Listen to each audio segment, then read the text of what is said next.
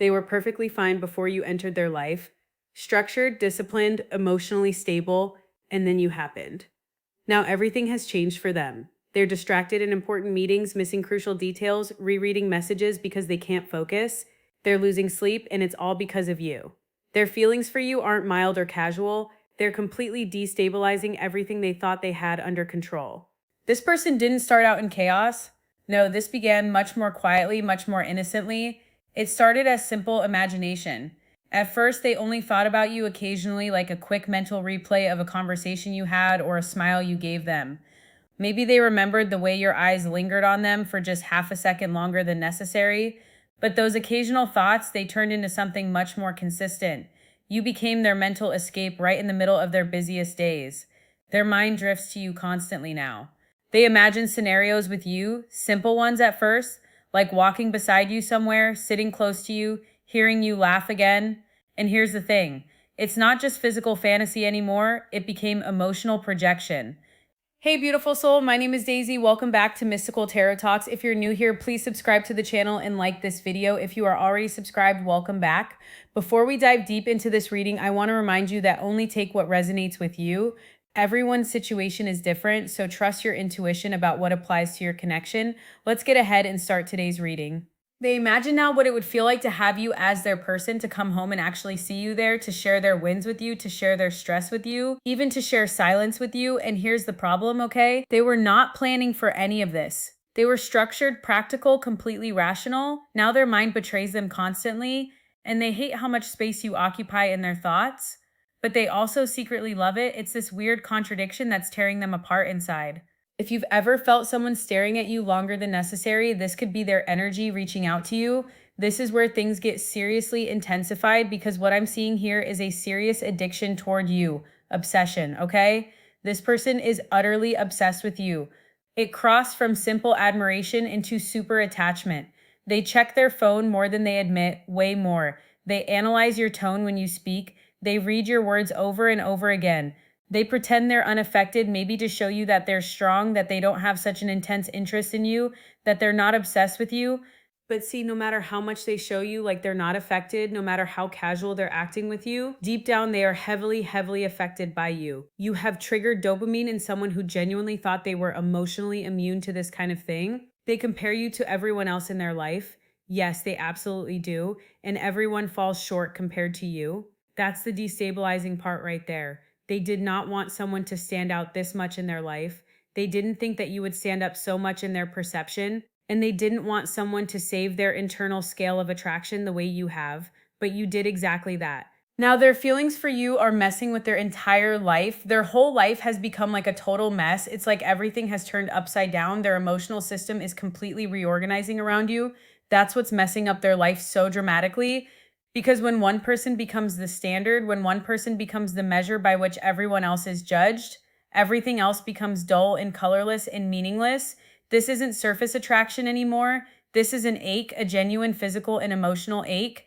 There are moments when they physically feel your absence. When something good happens in their day, they want to tell you first. When something stressful happens, they want your voice to tell them that everything is going to be okay, that everything will work out. Your warmth, your ability to regulate emotionally has completely imprinted on them. You, without even trying, you encourage them without pressure. You see them without interrogating them. You understand them without demanding explanations. And this combination is creating emotional dependence on you. Yes, they are emotionally invested in you in a way they never expected. It's not a toxic dependence, but there is deep craving as well. They want your presence like oxygen, and that's the frightening part for them. They didn't choose this. This happened gradually, without warning, and absolutely without their permission. It's not just your appearance that they've gotten hooked on. Wow, it's so much deeper than that. It's your composure that captivates them. Your kindness is not weak or passive. Your warmth is not naive or foolish. You carry grace with structure. You have standards and you don't tolerate nonsense from anyone, and yet you remain soft and approachable. They wonder constantly, how do you do it? How do you maintain that balance? That paradox is making them question whether a person like you really exists. They couldn't believe their eyes when they first recognized these qualities in you. They have met attractive people before, sure. They have met different types of people, different kinds of personalities. But someone who is both emotionally intelligent and high value like you, this they have never encountered. This is something that's unsettling their entire understanding of what's possible because they know you have options. You're not desperate, you're not lacking in any way. And that awareness activates fear in them, fear of losing something rare, fear of not being enough for you, fear of being compared to your other options and coming up short. That fear is completely new for them. And yes, it humbles them in a way they've never experienced before. And I see here that they're thinking of family with you, parenthood, fertility, future projection, okay? This is where things are becoming extremely serious. They imagine longevity with you, not just passion, not just chemistry or physical attraction. They want legacy with you. They see you in long-term scenarios, holidays together, shared responsibility, building stability together. The thought alone shakes them to their core. You moving in with them, sharing a life because they were looking for long-term commitment, and now you've appeared. You force long-term thinking without saying a single word about it. It's not like you're doing something specific to make them plan a future with you. They're just doing it on their own volition. Their mind is preparing this, planning this completely on its own. That is real influence, genuine influence. And when someone begins imagining permanence with you, casual behavior becomes absolutely impossible. That's why their life is so disrupted right now. They can't go back to shallow connections. You ruin shallow for them completely. And I see here that they're fantasizing about timing as well. Timing means that they're thinking that one day you will be theirs, someday, somewhere, another time. It means if not now, then later. If not openly, then eventually. They reassure themselves with future thinking like this: one day I will tell them how I feel. One day I will make a move. One day this situation will align perfectly. But the waiting eats at them constantly because their emotions are way ahead of their actions. And that gap between feeling everything intensely and actually doing something about it, that's where frustration is growing. That's where frustration is making them even more emotionally messed up. They're trying desperately to regain control over themselves. They tell themselves to calm down, to refocus on other things, to stay logical and rational. But every single attempt at emotional distancing fails miserably because clarity keeps bringing them back to the same conclusion. You are not temporary, you are not random, you are rare, incredibly rare. And rare things disrupt routine. They don't fit into existing systems. They create completely new ones. Isn't that right? And here's the real reason why this is messing with them so profoundly. You make them vulnerable. They don't like vulnerability at all. They like power. They like control. They like having emotional advantage in situations. But around you, they feel completely exposed. You read them too easily. You notice subtle shifts in their mood and energy. You respond thoughtfully to everything they say. You mirror depth back to them. And suddenly, they're not leading the emotional dynamic anymore. They're responding to it, reacting to you. That reversal destabilizes their ego, but it also deepens their attraction because being truly seen, really genuinely seen by another person is addictive. See, this person is utterly obsessed with you, but not in a reckless way, in a consuming way. You live in their head completely rent free. You are so addictive to them. Your emotional stability is addictive. Your confidence without arrogance is addictive. Your standards without cruelty, without being mean or harsh, that's addictive. They're terrified to lose your rare heart because they know hearts like yours don't appear twice in a lifetime, and they know that if they mishandle this connection, you will walk away. Not dramatically, not loudly, not with a big scene, just decisively. One day you will simply disappear from their life, and that possibility scares them more than anything. Truly, they are more afraid of you suddenly disappearing from their life, just like that, like you were never there, than they are of outright rejection. Rejection hurts ego, that's true, but losing you would hurt their very identity. So their feelings are messing with their life because they weren't prepared to want someone this much, this intensely. They thought they were selective and careful. They thought they were detached and independent. They thought they were emotionally self-sufficient and didn't need anyone. You challenge that entire narrative. Now they must confront the truth. And the truth is they want you, and not just want you casually. They want you deeply, consistently, without any control over these feelings. And that realization demands action eventually. What will happen next? Either they suppress everything and implode internally, or they act on these feelings, because this level of emotional interference cannot stay hidden forever. You are not just a passing thought for them. I'm seeing this entire narrative building in the energy. They don't just think about you randomly throughout the day. They construct detailed scenarios in their mind. You walking beside them somewhere public, holding their hand maybe, you laughing at something only the two of you understand, sharing an inside joke, you sitting across from them at dinner talking about your day, you laying your head on their shoulder, feeling safe and comfortable. And here is what makes this so much deeper than simple attraction. The fantasies are not chaotic or wild. They are structured and realistic. This person imagines ordinary intimacy with you, morning coffee together before work, texting you about something small that happened during their day, calling you when something stressful happens and they just need to hear your voice. These are normal day to day life wishes. So you have moved from attractive person to mental companion for them now. And that shift is totally huge, absolutely massive, because when someone begins inserting you into their everyday imagination, their everyday routine, their everyday habits, it means you have crossed into their emotional territory. You're not outside their life anymore. You're woven into how they imagine their life should be. They imagine what you would say in certain situations. They imagine how you would react to things. They replay your expressions, your mannerisms, your little habits. And sometimes they get stuck in that space longer than they mean to. They'll be in the middle of something important, a work meeting or a conversation, and suddenly they drift off thinking about you. That's not just desire, okay? That's attachment forming quietly beneath the surface. And here's the thing that makes this even more intense. They don't even always realize they're doing it. It happens automatically now. You have become part of their inner world, their internal landscape. Now let's go deeper because I'm seeing obsession here, serious obsession. This is where it intensifies to another level entirely. See, at first they tried to stay rational about everything. They told themselves it's just attraction, just physical chemistry. But attraction doesn't make you check someone's profile twice a day, does it? Attraction doesn't make you analyze every word someone says, every tone they use. Attraction doesn't make you compare every other person to them and find everyone lacking in comparison. Infatuation does that. And the infatuation is turning into something even stronger, something more permanent. They adore your mind, the way you think, the way you articulate yourself, the way you hold yourself in any situation. You're not loud or attention seeking. You're not desperate or needy. You're not chasing anyone or anything. That centered quality, that groundedness makes you magnetic in their eyes. And the more you remain centered and stable, the more uncentered they feel internally. It's this beautiful contradiction that drives them crazy. They notice the smallest things about you, the way you pause before responding to something, taking your time to think, the way you hold eye contact without flinching or looking away, the way you don't overshare too quickly, maintaining some mystery. That self-control is super addictive to someone who is used to controlling situations, controlling their own emotions, controlling other people's responses, because suddenly they're not controlling this situation at all. They're reacting to you. They're thinking about you more than they ever planned. They're adjusting their own behavior based on how you might respond. This is addiction energy, not unhealthy necessarily, but definitely powerful. You have become the emotional stimulant in their routine.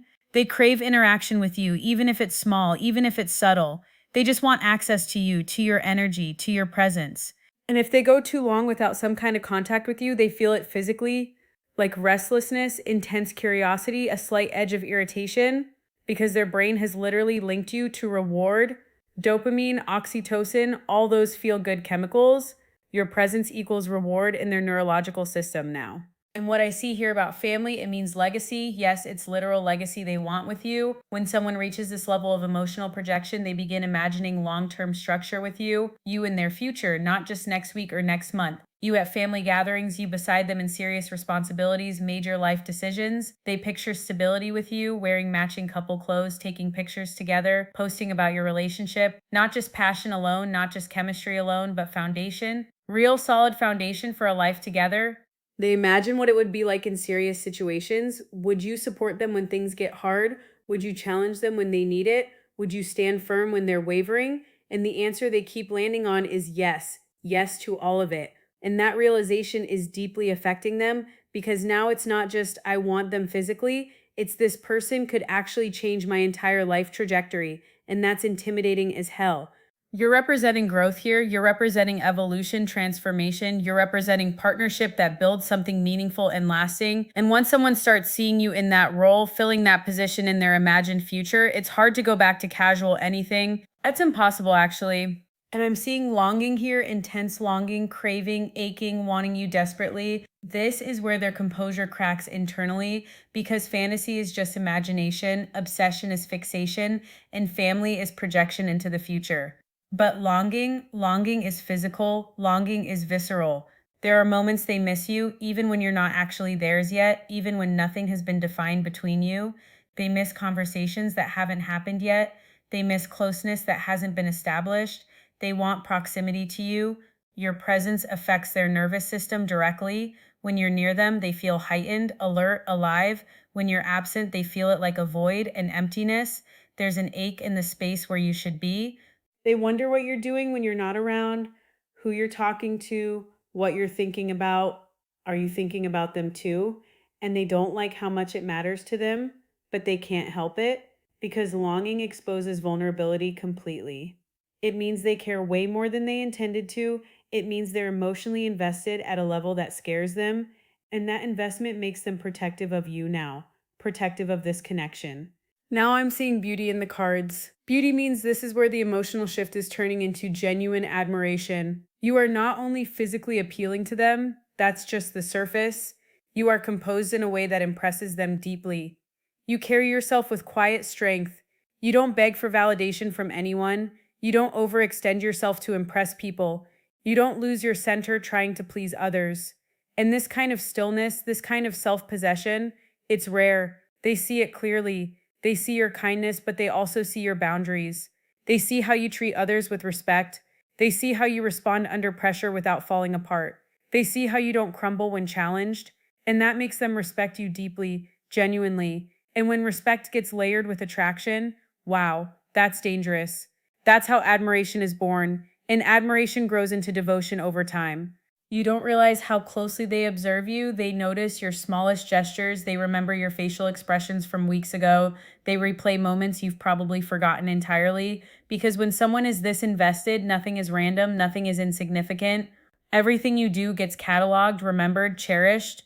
What we're seeing here is that this person is not just attracted to you, they are reorganizing their emotional priorities around you completely. They have shifted their entire scale of what matters. They have altered their expectations for what they want in a partner. You have raised the standard quietly without even trying, without even announcing it. And that's why this feels so intense for them, because you did not try to create obsession. You simply existed fully grounded, centered, self-respecting. And that combination destabilizes anyone who is used to having emotional control over their life and their feelings. They're imagining you constantly, they're fixated on you, they're projecting a future with you, they're longing for you when you're not around, and they deeply, deeply admire you. This cannot be casual energy, right? This is not a passing crush. This is the beginning of something serious, something that could change both of your lives. So here's the question that matters. Will they actually act on all of this? And here's the truth, my love. Longing becomes tension eventually, and tension demands release.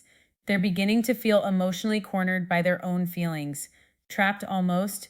They will try distraction first. I can see it. Work, friends, hobbies, busy schedules, keeping themselves occupied. They'll try rationalizing it away, telling themselves it's not that serious. But no matter what they do, your presence lingers in their mind.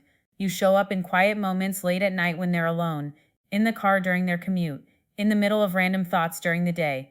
And when their feelings refuse to dissolve, when they refuse to fade, no matter what distraction they try, they intensify instead. Something will shift in their approach. They will begin observing you differently. They're already doing it actually, but it will become more obvious. Admiring you openly, assessing the situation, watching for signs. They will watch for signs in you carefully. Do you feel it too? Are you picking up on their energy? Are you leaning in slightly when you talk to them? Are you speaking more softly, more intimately to them? Do you notice them watching you? Because once longing hits a certain level of intensity, they need confirmation. They need to know they're not alone in this emotional escalation. They need to know you feel something too, and this is where their vulnerability will peak.